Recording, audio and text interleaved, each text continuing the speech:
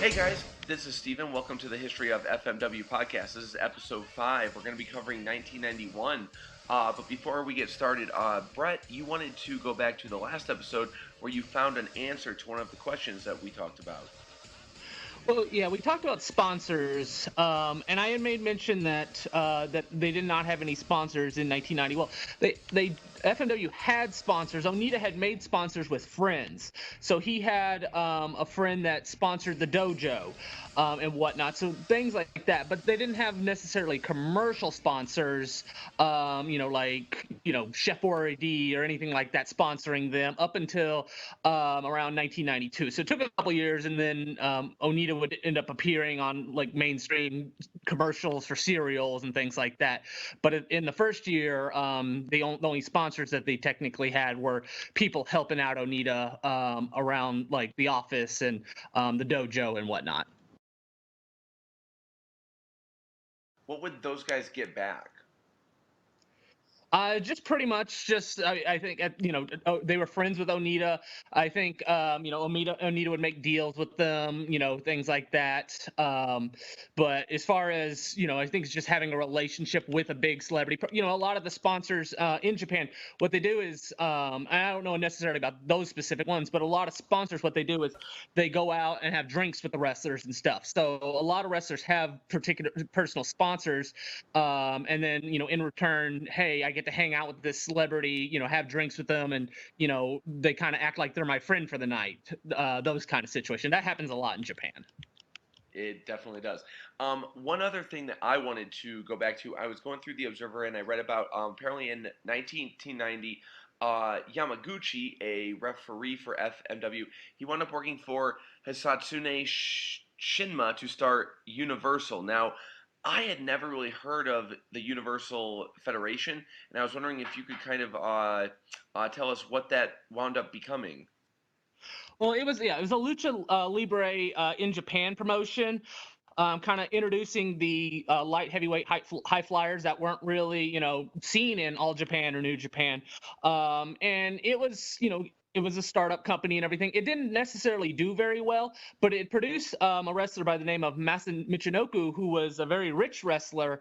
And after Universal closed down, he actually Masa Michinoku, who became the Great Sasuke, started up Michinoku Pro, which is still going on to this day.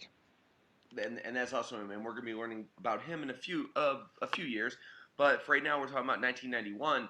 And to start in 1991, FMW they ran the first show on January 6th, where they began a short tournament for the new FMW World Tag Team titles. Why did it take so long for FMW to establish a tag team title? Because the establishment for the first year was just to get Onita over. It was to establish, the style of matches, the martial arts, the bleeding, the death matches, and everything. It was to get Onita over and everything. So that was kind of the main focus. There were tag teams. Japan has a lot of tag teams and whatnot, or tag team matches throughout the cards and everything. But there wasn't necessarily an establishment or a priority to let's get tag team titles, and make them part of the promotion up until it took about a year or so, and that's when they decided that they were going to have a tag team. And it wasn't tag team division really; it was just kind of Onita and another wrestler taking on, top heel and another wrestler type matches in tag title matches. Cool. Two guys who are coming in are going to be Farachev and Gogachashvili. I hope I'm saying that Yeah, right. I just call him Boris. Boris, that's cool to me. And these two guys they wound up defeating Tarzan Goto and Ricky Fuji in this tag team tournament. What was the background on these guys? They were the Grigory Verdashev. He was a former judo fighter in the Olympics, and he actually medaled, I think, in the '84 Olympics. So Onita had brought him in from Russia to kind of have a main.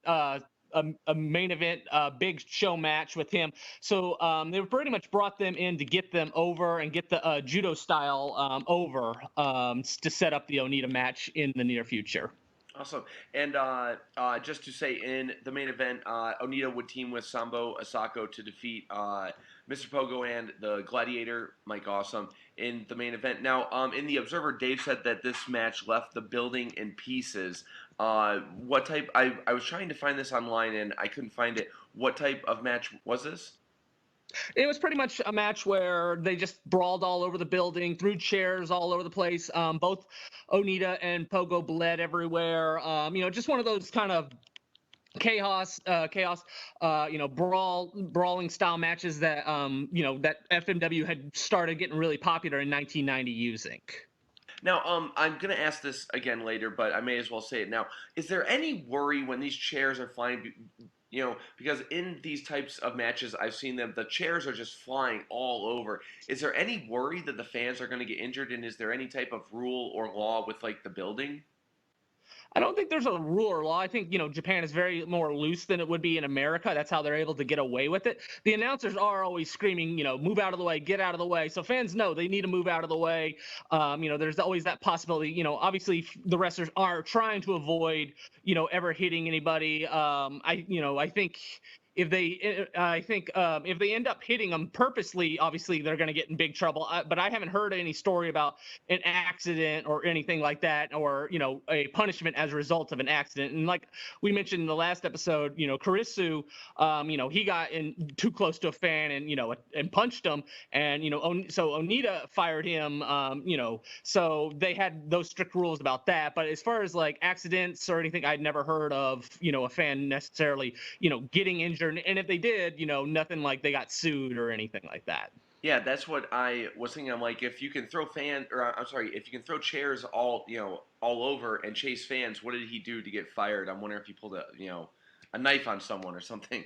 But okay, just to note, the tournament it finished on January 15th in Sendai, where in a rematch, Pogo and Mike Awesome they defeated Onita and Asako to win the title in front of 4,351 people. So FMW is still drawing strong.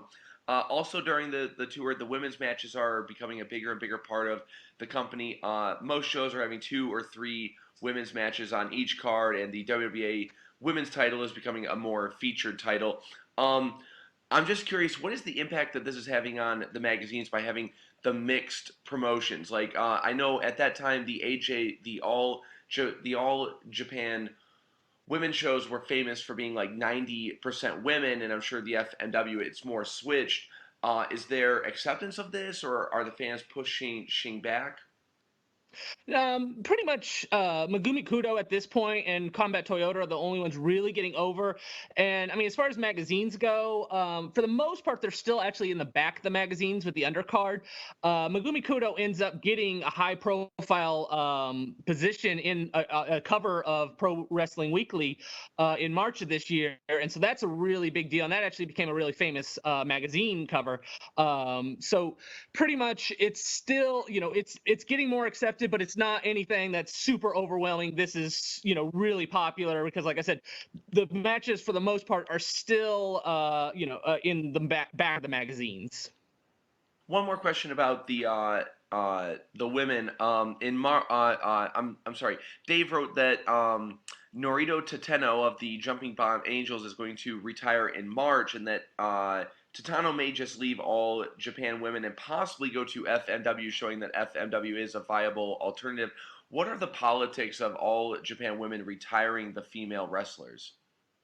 When a girl's 27 or 28, they want them to go all out. They want them to be, physically, be able to work as hard as possible, but they can't. They don't want they didn't want the girls, doing this for 20, 30 years. So they set a limit on how old they can be, and then they retire, because also they felt like that the girls were starting at 16, 17.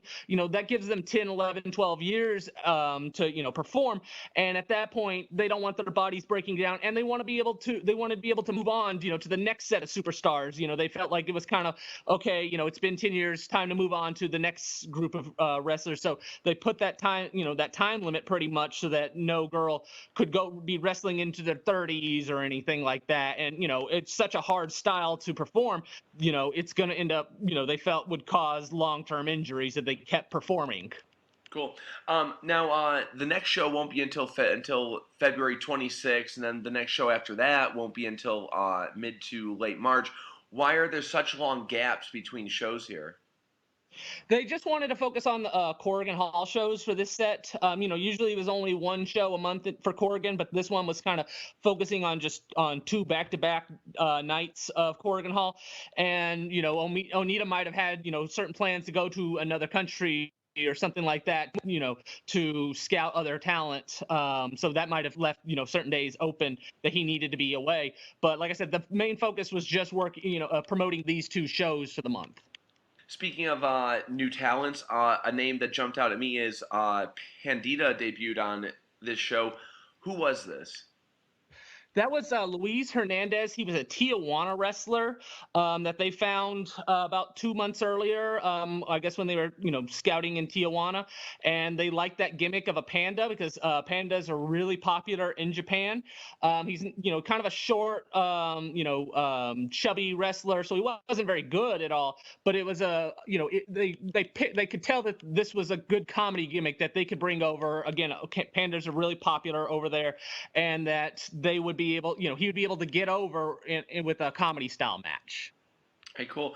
Also on the show, Combat Toyota would defeat Despina Goto, who is Tarzan Goto's wife. I'm just curious, and if you don't know, that's fine. But is there any political push to get Despina to like the top of the women's card? Well, at this point, she's actually was on her way out. I don't think she lasted that much longer after this time period. She was pushed as a monster at the beginning, and that probably is due to Goto being married to Goto, but also she just had more experience. She'd been around in the '80s as an American wrestler and whatnot, and in Japan, seniority goes a long way. So here you have a bigger woman, bigger than the town. She's got more experience, and yeah, she has a little more political pull. So she was, pushed as a top girl in 1990. But like I said, by 1991, she actually was on her way out. So she's gonna, there's not that many more shows that she appears on at this point. She doesn't go into 1992 or anything like that. The main event, Onita defeated Tarzan Goto. Why did they do this rematch here, and was there any story to it? It was pretty much, to be able to sell Corrigan Hall out. It was still a big match, a big show because that was the number one. At this point, Goto had turned face after their Shiodome match, the exploding barbed wire match. So Goto turned face. So it had returned back to Onita's the number one face, Goto's the number two face, and so they knew they could draw with that, because it still had value. But they also wanted Onita to win because he was going to be taking on Gregory Virtushev in the next show, and he was actually going to end up losing that match. So Onita wanted to have a high established win before he ends up losing the next show. I just always wonder, like, why you like. There's always a story about how Randy Savage never beat Hogan. It seems like Goto never beats Onita. Is there any resentment there, or is it just business? Well, he beat him at the very first time they fought, and that. But yeah, then after that, Onita beats him every time. Yeah, there ends up being resentment. I mean, well, we'll get to that in 1995, I imagine, when Goto pretty much leaves the company as a result of Onita not doing the job for him. So yeah, there ends up being resentment, a long-term resentment as a result, but it's down the line. Cool. Now, not on the show are going to be Mr. Pogo, Mike Awesome, a few of the other foreigners. Why are they not on this show? Because it wasn't a tour, it was just those two shows. And Mr. Pogo was living in Puerto Rico at the time. Mike Awesome was living in America at the time, in Florida. So they didn't want to just fly these guys in just for two shows. Usually, it's the standard tour of 6, 7, 8 shows, for the month. That's when they'll fly them in. But for two shows, they felt like, we could just pack up Corrigan Hall by ourselves with, Onita taking on, Goto or Virtushev. And they were right. They sold both these shows out. So it was kind of one where they didn't want to spend the money to fly anyone that they didn't need to. So at this time, was Pogo still was he still wrestling there? Yeah, he was still living. He was still living and wrestling in Puerto Rico, but it gets to a point where their FMW is bringing him in every month. So at a certain point, he just goes, "I might as well just move to back to Japan." But he had started a family with a Puerto Rican woman, and had kids with them and everything. So that's why he wanted to stay in Puerto Rico at the beginning. But then it just got to be too hard, where flying in every month, to Japan, which obviously that's where he's from. It just got to a point where okay, I'm just gonna move back there. The next night on February 27th, as he said, they ran back-to-back shows at Kuroken, and they were both sold out, 2,000 plus people. Now, on this show, Onita is defeated by Verichev, and he would lose the WWA Brass Knuckles Championship. Why was Verichev chosen to be the one to take the title? He had that, he was a big, he was a big guy. He had establishment because he had, a legitimate martial arts background in judo. They liked him. He got over. He worked really well. All the wrestlers really enjoyed him, and everything. So, they just kind of and Onita saw this as, I lose to him and I'll beat him on a bigger show and he'll make money, and it did. Now, I was able to find the second match they had, but well, actually the third. But what was the crowd like after he won? Oh, they were, I mean, it was kind of, they were kind of shocked that Onita lost because Onita wasn't losing that much at the time. But so it was a good setup to, like it was kind of, losing on the TV show to set up for the pay-per-view kind of, atmosphere. All right, cool. And after the match, they would rename the WWA Brass Knuckles title into the WWA Martial Arts title. Is there any specific reason why it was changed? It just fit better, with Verdashev. Is more of a martial arts style match, and so they just, it fit, it went with the style more, and Onita was planning on more kind of actually a more martial art going up against martial arts wrestlers or shoot style guys in the future, so it just kind of fit the theme better than the Brass Knuckles name Cool. at the time. At this time, Weekly Gong released their list of the most popular wrestlers by fan vote, and Onita came in sixth. He was right behind Ten Ryu and right in front of Liger and Inoki. Do wrestlers take these awards seriously? I don't think seriously. I don't think it's keeping them up at night or anything like that. I think obviously they'd rather it's kind of like the PWI 500 thing where the guy at number one is going to go, hey, look, I'm number one. That's cool. But then the guy that's number 10 and behind someone that he feels like is better, they're going to go, oh well, this has no credibility. Things like that where it's kind of an ego based thing where it's nice to be number one, but if I'm not number one, then it doesn't matter. One last note for February, and if you don't know, that's okay, but I'm just curious. Dave writes that Ken Timbs, Timbs, he would be coming into FMW for a big angle. Who is Ken Timbs, and do you know anything about this story? I hadn't heard anything about the story. As far as him coming in, I know he worked in Georgia, in the '80s, and he worked in the Southwest Territory. He did like a Hollywood Blondes kind of gimmick in the '80s and whatnot. But I had never heard about him actually going into FMW, and obviously, nothing panned out. He never ended up going. Okay, cool. In March, just for completionist purposes, when I read these things, my stomach just gets these butterflies in it. But March 2nd was the first mention in the Observer of Joel Goodhart and the Tri-State Wrestling Association, or the TWA. This was an early super indie with guys like Cactus Jack, Jerry Lawler, Terry Funk, Eddie Gilbert, Abdullah the Butcher, etc. And they would do hardcore barbed wire death matches. What was the TWA? Pretty much, it was a independent promotion in Philadelphia. It lasted about a year. They brought in they brought in guys that cost a lot of money for an indie promotion. And they, like you said, you had these super shows where blood, barbed wire, kind of the similar style of what FMW was doing. Taking a little bit maybe of Puerto Rico by bringing in Abdullah. The Butcher and everything. So those kind of style of matches, the hard hitting, it ended up obviously not working out, but it kind of set the groundwork for Todd Gordon to follow that promotion up with the ECW promotion a year later. All right. So in March, FMW, they would open up the show on March 22nd in Shizuoka with a pretty standard a pretty standard card, but one new face is going to be Jose Estrada Jr. Who is this? It's a Puerto Rican wrestler from the WWC promotion. Victor, he's just a Victor Quinones connection. So Victor brought him in for the show. He ended up he ended up coming back to FMW in '97 as as the Black Hayabusa, and then he ended up leaving FMW to go to WWF, where he was with Savio Vega's Los Boricuas group in '97. All right, cool. And the next night on the 23rd FNW, they ran the Saga Sports Center. The show drew over 4,000, and the main event was this elimination eight man tag team street fight. What was the Saga Sports Center, and why did this show draw so many people?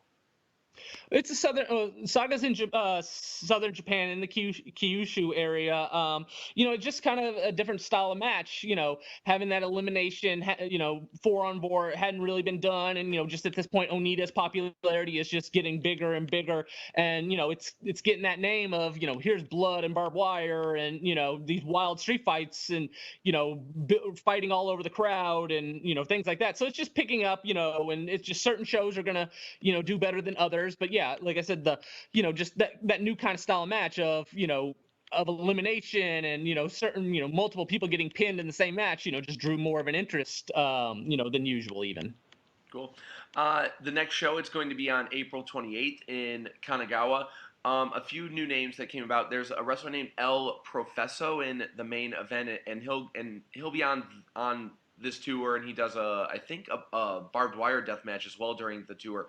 Who was this? I couldn't find really any information on him, but I believe, because I was watching his matches, and I believe it's the Wizard that we had talked about a couple episodes ago, that he was from from the Texas area, and he came in with Wild Bullman. And so it's the same masked guy. Like I said, I don't have a name or anything like that, but it looked exactly like him, and it's definitely an American masked wrestler under the name, or under wrestling under that name. All right. Also on the show is going to be Horace Boulder. Tell us about Horace. That was Mike Awesome's cousin. The Gladiator had just, the Gladiator just was getting more and more over, as this big guy that was really impressive, and so they kept bringing him back, and he needed a tag team partner. He'd already, his only kind of a relationship in FMW at that time was with Mr. Pogo and everything. So they decided to bring in, they wanted to bring in more, big foreign guys that were willing to wrestle, in barbed wire street fight kind of matches, and so pretty much with his connection, he brought in his cousin Horace Boulder. Who's also related to Hulk Hogan. All right, cool. And also on the show, I'm just curious. So Gregory Verichev, the new WWA martial arts champion, he defeated Ueda in the mid card, and throughout the tour, he's kind of in the mid card, the third, fourth, fifth match. Why isn't he in like the main events? Because Onita was still going to be the main event. He's still the main draw. He's still going he's going to still get the wins and everything like that. And have the wild street fight matches, which Verichev and Boris weren't going to have those kind of wild street fights. That were getting. The attention, for like house shows and everything that were drawing. So, they wanted to keep him strong, to set up the match in the future against Onita and everything. So, and get his name out there, have more people know who he is and whatnot to set up the match. But they didn't want him losing to Onita. They didn't want, anything like that. They kind of wanted to just, wait till, for them to cross paths. And, in the meantime, they're going to have Onita, be in the main event and, get the wins and everything. All right. One more. Excuse me. One more guy who's coming in right now is Amigo Ultra. Who was this?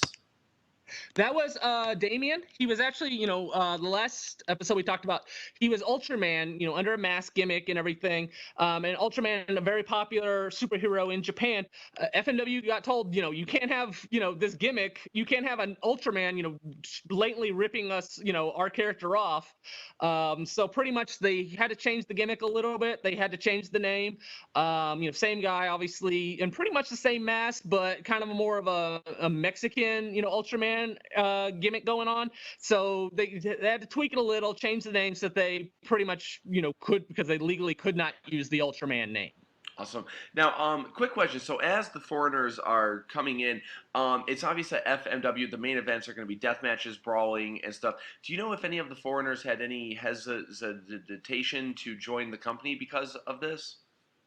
No, I mean, pretty much at this point, they know what it is. They're getting told ahead of time.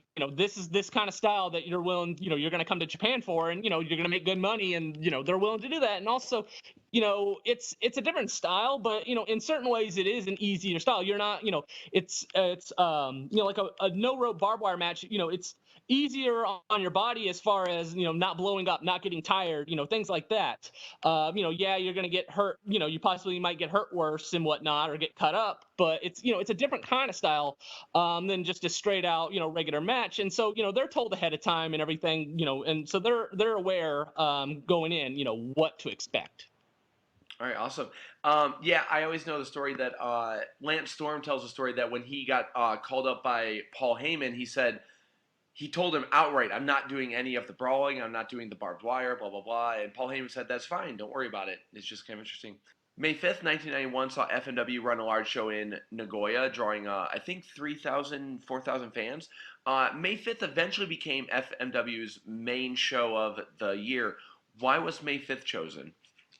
It's pretty much the end of Golden Week, which is a week-long national holiday for Japan, and so it's the last day, and it just happened to fall on that day. They wanted a specific day during that week, but when they ended up booking Kawasaki Stadium starting in 1993, they booked it for May 5th, and it did really well. So they hey, this works, and so they kind of just kept going with it every year. They pretty much had an agreement with Kawasaki Stadium to just run that building every single year because they were making money with it. So it just ended up kind of a coincidence that it happened that that specific day in 1993, but as a result of the success, they just kept going with it. All right. Also, on the show making his debut is going to be Eiji Azaki. What was his background? Was this his first match, and who would he go on to be?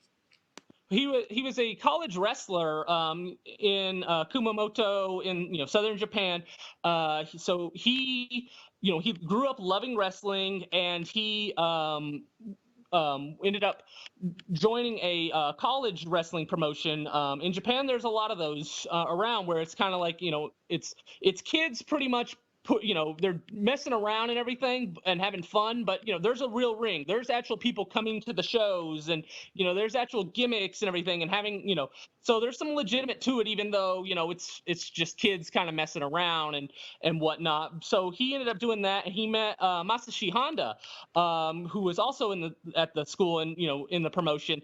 And Honda got information about tryouts for FMW, become a wrestler at the dojo. And so Honda reached out to Ezuki, and Ezuki originally declined it, but at the last minute he joined Honda, and they took a bus all the way from Kumamoto to Saitama, which is about a 12-14 hour bus drive and everything throughout the night.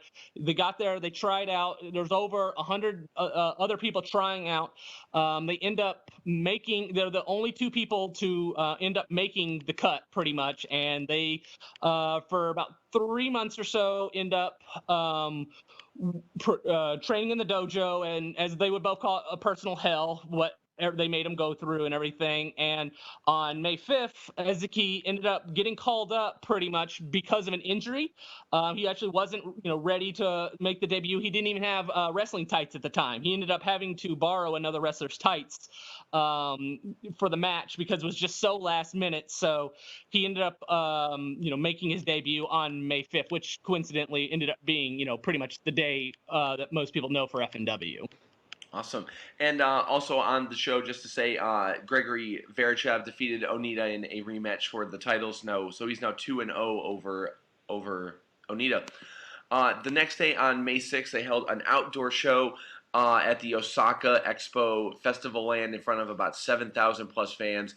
When FMW runs these festival shows, what is the promotional split like? Are they in charge, or is the other company in charge?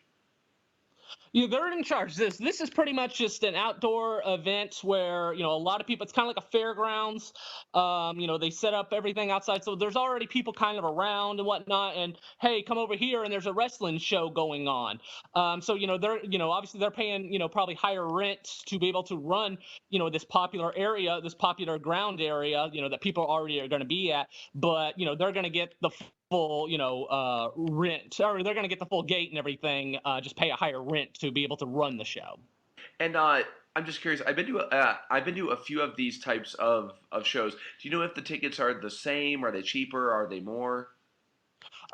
This show specifically is the same. Nowadays, they end up being either cheaper or even free. A lot of people, a lot of promotions in Japan, it's a way to get their name out there, and to get people that don't know about the promotion and see what it is. So it was more of nowadays it's more of just to get attention on yourself.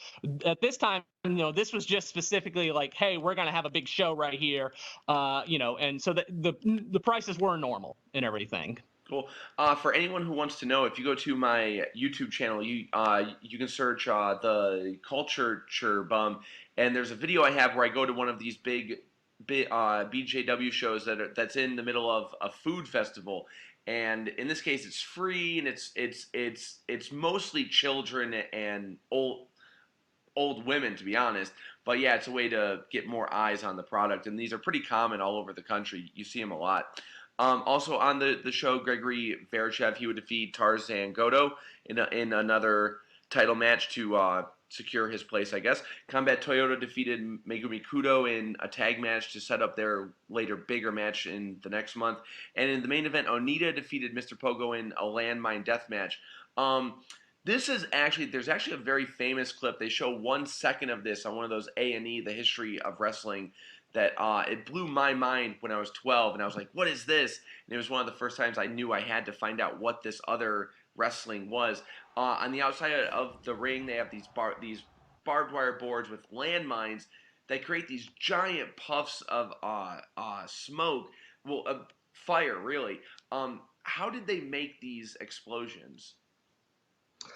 Pretty much the same way they use the exploding barbed wire, where it's just putting in these explosives, and I mean it's a good deal of money and everything, but pretty much yeah, just putting in the explosives to the barbed wire, so whenever they get touched, it's going to create a huge explosion, a huge fireball, pretty much.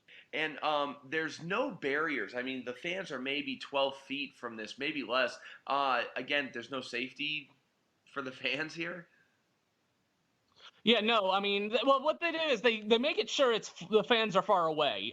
Usually when it comes to any type of explosion matches, they have to run a certain area that's big enough, to fit this. So yeah, they make sure the fans are so many feet away to where none of the explosions are going to hit. And as far as I know, all the years I've heard about, they've never had any incidences of a fan getting any bit of the explosions or anything like that. So they make sure they're far away.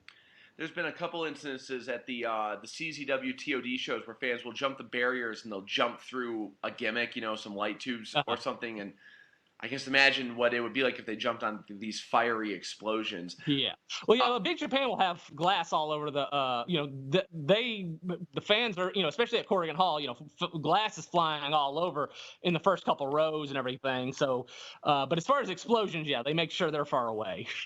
Yeah, and also if you go to Freedoms, you'll have thumbtacks all over. If you're sitting on the floor to a Freedom show, you'll have thumbtacks in your shoes all over. It's pretty wild. Um, I just wanted to ask one more. What is the safety of this fire being so close to the wrestlers? I mean, does it extinguish so fast that there's no real danger, or do they have to be very knowledgeable It of where the explosions are? Yeah, they got to be knowledgeable, not to be in the way of the certain, where the explosion takes off. They're told ahead of time, make sure you don't hit this part. It will, you could get severely hurt. the explosions sometimes, I mean, very rarely, but I know there was one about 4 years ago. Onita went through exploding barbed wire, and a fireball pretty much came from the exploding barbed wire and burnt his arm up. So, there is still the danger and everything. It's uncommon, but it has happened. But like I said, they're specifically told, hey, this is where the explosion is going to take off. Do not land here. One last note.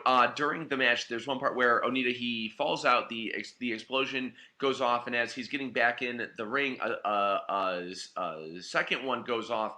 And was this planned, or were these actual pressure sensitive mines? Yeah, it's pressure. It's something where he got touched and it took off. So I don't think that specific spot was planned. But again, he was kind of far away from it, so that there was no severe damage or anything like that. But yeah, I think that specific time, that was an accident. I think he took a wrong step when trying to get up. All right, cool. And after the match, they did a big angle with Pogo and Canones. If you want to go over that. Pretty much what it was is they wanted to tease that Mr. Pogo was going to turn face. So Canones got really upset over Pogo losing yet again to Onita, and so he gets really upset at Pogo and starts, berating him and everything. And then so Pogo attacks him and just set up. It looks like a Pogo face turn coming forward. All right, cool. So to go over the background of the show, I don't know if you know, but Dave writes that a fan died shortly before the event started. Do you know the story about this? Yeah, so the way they had set it up, where there were seats and everything, but there was also like elevated people could just kind of like sit up on some like high areas and everything, not like kind of the best way to describe it is kind of like, imagine like a truck is just like a big truck, a big wheeler kind of truck, and imagine people being allowed to just kind of sit up on that, on top of those, so their fans just kind of making their own seats, since it was a festival and everything. And one person just ended up falling from the high area and fell to his death, sadly. And is there any law about who is responsible? I never heard anything as far as FMW taking any heat from that. I know it was a really big issue, with the wrestlers and everything, but I never heard anything as far as like legal problems. I would imagine it's the festival that would actually probably take the hit if anyone were to, just because that was their setup and everything. Because I don't know necessarily if the fan had specifically, the fan had not bought a seat in itself, like a chair or anything like that. It was, like I said, he was sitting at a high area that was kind of set up by the festival. All right, cool. Now, okay, so going into some business, which is going to carry us into the end of the show, probably. So off camera, Onita has signed a deal with a laser disc company, which was never that big in America. Were they bigger in Japan? It actually was just a video company, and they were willing to do laser discs. It was the BMG Video company, which carried the FMW videos up until Onita's retirement. And they had a laser disc section that pretty much didn't do very well, because they only made about 4 of them or so. So I can't say it did well, considering it didn't go more than a year of doing it, of them making them. So, but it made FMW and Onita a lot of money at the time. Do you know if FMW was the only company putting out that standard? I haven't heard about New Japan or All Japan doing any laser discs. I think it was just because this specific company was willing to do them, and that's why FMW laser disc videos were made. Cool. Famously, Onita received $25,000 as a signing bonus, and we'll go over that a little bit later. And also, Dave wrote that there were 9 cameras for this show, which is a lot by any standard. And I will say, if you watch the video of the show, there are a lot of camera cuts and for the big explosions and stuff. But anyway, so with all of this new money coming in, where is the money going? If there's still, well, I'll let you say it, but yeah, where is all of this influx of money going to? Mostly Onita. Onita's getting a big share of the money. It's going into the company as well. The company is growing and growing, but Onita's check is getting bigger as well. And wrestlers are getting paid more. The foreign wrestlers are getting, really good deals and everything. And O'Neill would end up using that money, the growing money, to end up bringing in more talent going forward. But at this time, it's Onita's getting a nice car. Onita's, getting a nicer house and everything. He's kind of taking advantage of, this new money that's just now, it's getting really good money. And, like I said, it is going to the company and everything, but Onita's still the number one priority on, where this money is going. Awesome. The next show is going to be on May 15th. A new member of the roster is going to be Delta Dawn. Who was Delta Dawn? She was Rhonda Singh, who is and who also is known as Bertha Faye in WWF. So she was a bigger Canadian women's wrestler that wrestled against Alundra Blaze and all that in the mid '90s in WWF. So they brought her in to kind of be a monster women's heel against Megumi Kudo. Okay, cool. Missing from the show, just you kind of answered it already, but Eiji Azaki is not on the show. Why wasn't he continued to put on shows? Yeah, he that May 5th show was just, he was just an emergency tag team partner because there was an injury on the show. So he wasn't supposed to actually wrestle. So he actually did not even consider the May 5th show as his actual debut, even though it was his first match and everything. So yeah, he still had about a couple more months until they felt he was ready. I don't know if you know or not, but at this time, who are the other guys who are in the dojo waiting to debut? At this time, it's just Masashi Honda, because they were the only who has later become Mr. Ganosuke, because they were the only ones in that class, in the '91 class, that made the cut and everything. At this point, all the 1990 FMW dojo wrestlers, they either had already debuted or they were gone. They'd been cut. All right, cool. Now, despite the excuse me. Okay. Despite the babyface angle at the end of the May 6th show, Mr. Pogo on the cards, he appears to be teaming with heels and foreigners throughout the tour. What happened at this show that, what angle was there at the show? So it was actually in May, in May, the same month in May, later in May. Mr. Pogo's all bandaged up. He's in crutches and everything, and he comes to the ring and he offers his hand, out of respect to Onita. Hey, I respect you, what we've done and everything. And Onita shakes it, and it looks like Mr. Pogo is going to turn face, and then Mr. Pogo ends up blowing a fireball at Onita, and to show, to pretty much swerve everyone, show and he to show, he was still going to be a heel regardless. Awesome. And just to know, after the show, Onita would take a bunch of the photo people, and they would go to a hotel, and he attacked Mr. Pogo in the lobby, and it was a big angle. There's photos of that if you can find them. So this all led to May 29th in 1991. In Tokyo, they drew 5,300 people, which again is a pretty big house, especially by the standards now. And Onita, eventually he finally defeated Verichev to get the WWA martial arts title back. Was this feud seen as a success? Yeah, because every show that they wrestled on did really good numbers, and again, it's mostly because of Onita and his popularity and everything. But Virtua was known as a real deal. It was kind of like, hey, look, Onita's actually beating a legitimate badass. A guy that medaled in the Olympics in judo, and here is Onita, defeating him. Look what he can do. So that kind of, that still was, over with the crowd and everything like that. So yeah, it definitely did good business. All right, cool.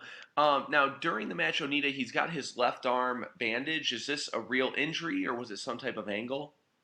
That was from the fireball that Mr. Pogo had blown when he, faked, the friendship with Onita and everything, and he turned, showed that he was still a heel, and he threw the fireball, and it ended up grazing across Onita's arm. And at this time, Mr. Pogo ended up throwing 100, fireballs, even more probably in his career. But at this time, it was the first time people had seen it in Japan, so it was a really big deal, and gotten all this national attention. It was the front cover of the magazine, and everything. So Onita was selling the fireball to the arm. All right. Also on the show, Invader number 4 would debut. He lost a mask versus hair match against Tarzan Goto. Who was Invader number 4? That was Invader One, Jose Gonzalez's brother. We had talked about on the last episode the guy that killed Bruce Brody. So they had brought his brother in for this show, and they had him unmask on this show to reveal that it was indeed Invader One's brother. Is there any so are they still? I'm just curious. Are they still tap dancing around the Invader #1 angle? What is the angle going on with the Puerto Rico talent? Yeah, I mean, it's still through. They're still working with Victor Quinones at this time, and at this moment. So, who knows what it would have led to? I don't think it would ever led to Invader One ever appearing in Japan, obviously, because we talked about that last episode where he was. It would have been bad news for everybody. But I think still with the connections and everything, and I think it was kind of like, hey, look, it's not Invader One, but hey, look, we beat his brother, kind of thing to kind of not it's not the same, but it was still kind of like, yeah, like this is good enough, right? We can bring his brother and beat him, right? Okay, cool. That's kind of what I thought it was, so I'm just asking. Okay, so the rest of the show is going to be about my favorite subject that I've been waiting for. So I'm going to try to go slowly with this, but so during this time, let me try to get these names right. Kazuyoshi Osako and Miki Ibaragi, they left FMW. Who were they, and what led to them leaving? So Osako was management. He'd worked in the office for FMW, and Miki Ibaragi, he was one of the founding fathers of FMW. He had started FMW with Onita in 1989, so he'd been there since the beginning of the company. And why did they leave? Pretty much Onita's ego. That's all I've ever been able to hear about, was just they couldn't handle Onita's ego, whether it be Onita taking all the money, and things like that, becoming the big star and everything. But Onita had final say. He was the main guy, and they just couldn't work with him anymore. And so they just decided, we're going to start our own company, and we're going to go up against you instead of have to deal with your ego and all the crap that the headaches that he was bringing them. All right, cool. Okay, so in June, Dave writes that Mr. Pogo and a few of the front office people are leaving FMW to create their own company. This would, of course, go on to become Wing. Now, who were the initial backers and stars of Wing, and what role did Victor Quinones play? So yeah, Victor joined Mickey in creating Wing. So Victor and Mickey, they were the top two guys as far as funding the promotion. So they were able to, Victor would be able to bring in his guys from Puerto Rico with Wing and everything. And so it was pretty much, they were pretty much, forming their own rival company up against Onita. Okay, cool. And I'm just curious, was Wing meant to be a takeoff of the name Rings, which was an offshoot promotion that was going on at the moment? No, it was specifically, given Wing because they wanted to have, the Wing logo. They wanted to use, use the initials for, international wrestling and new generation involved. So it kind of was the symbol of, hey, there's going to be international wrestlers here. There's going to be, young wrestlers. It's not going to just be, Onita, 36-year-old Onita all the time. It's going to be, the young 20-something wrestlers and, cool international wrestlers coming in. So that was kind of where the Wing name came from. All right, cool. What other talent left with Pogo? Just Ryo Mayaki, which was one of the 1990 FMW dojo wrestlers. He was the only one that specifically left FMW, but Pioneer Sensei at this time had gone under. We talked about that promotion from Ryuma Go throughout 1990, and it went under. So a lot of the talent there ended up kind of joining with, Quinones and all that. So they brought in a lot of their young boys and everything, and including, Yukihiro Kanamura. So, they kind of filled out their roster with them. But as far as FMW guys go, just Ryuma or just Ryo Mayaki, he was the only one that specifically left the company, and other than Mr. Pogo, but with Victor Quinones leaving, he was able to bring in all his Puerto Rico guys that had been usually working for FMW, and so a lot of the foreign talent that had worked FMW in the past were going to begin working with Wing. And did Wayne know that they were going to focus on the hardcore stuff? Yeah, they knew with Mr. Pogo as the top guy that it was going to be that type of style of match and everything like that. You can't have all Japan type wrestling or New Japan type wrestling with Mr. Pogo as your number one main star and everything. And also I was going to mention that Mr. Hiro Matsunaga, who had worked with FMW in early or in 1989 and 1990, he and Ayagi had left FMW because Pioneer Sensei had offered them more money. And so when Pioneer Sensei went out, Matsunaga ended up, joining with Wing, and they focused on they kind of found their top babyface in Matsunaga, working the death matches. Which at the time, he was still kind of known as a karate guy. Okay, cool. I was going to ask if Pioneer Sensei was starting to do the hardcore as well, but I guess not. I have just so many questions because Wing is just so cool to me, the idea of it. Quickly, a couple of the talents that Wing were hoping to get was one of them was Yoshihiro Asai. Who was he at this point? He'd been working he had worked in Universal in 1990. He would end up obviously becoming Ultimo Dragon, which so he was living in Mexico at the time, and they had made a contact to him to try and bring him in. Obviously that didn't work out. But he had kind of developed a little bit of a reputation in the Universal Pro, but also he was getting a bigger name in Mexico at this time under Ultimo Dragon. Like I said, Wing couldn't afford to bring him in, and he ended up going to the SWS and Tenryu's promotion. All right, cool. Now, before this happened, FMW, they were promoting a show that would be in late June. There would be a rematch between Onita and Pogo. So, like, how much? I'm sorry. When the split happened, was the office like shocked? I think it wasn't shocked, but I think it was kind of like, okay, fine, leave. You're leaving the winning team here, to start up your own promotion that's not going to work out.